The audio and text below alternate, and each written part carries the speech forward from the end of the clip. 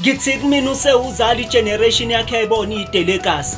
Iqhakaze kamnandi kulesibaya saseMzansi Magic kuzabalazo ozibondwe kuvutha umlilo ngisho singekho isidingo they need. Ngisho singekho isidingo they need kuzolamula ude kingdom ukhakha engaze kuchitheke igazi. Obani abazokhumbula ekhaya oRhythm City besahlezi ku-ETV. Bashoda dwa emakhaya sebeze bathola umshado bathi this is our perfect wedding.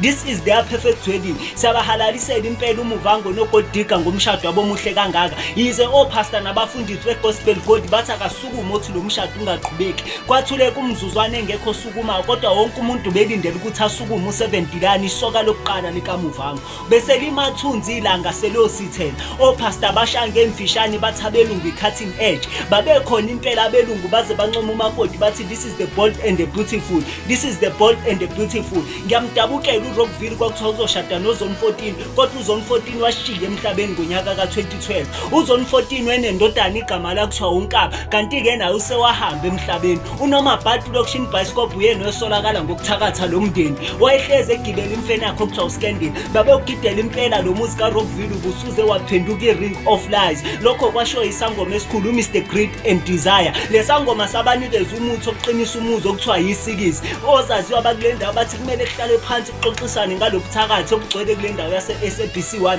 Kepha ikhansela lakhona uMr Gobhoza wababiza bonke labantu okuthiwa bayathakatha efuna bezogobhoza. Kodwa bavele bathi this is days of our lives. This is days of our lives. Wena ungenze njani kube wawuyikhansela ngoba ikhansela la ikhansela le ndaba bathi izobe ixoxe sekukhona bonke noma adults. Kanti ke mina ngimbuli chaza ungangibizi ngomzansi for sure.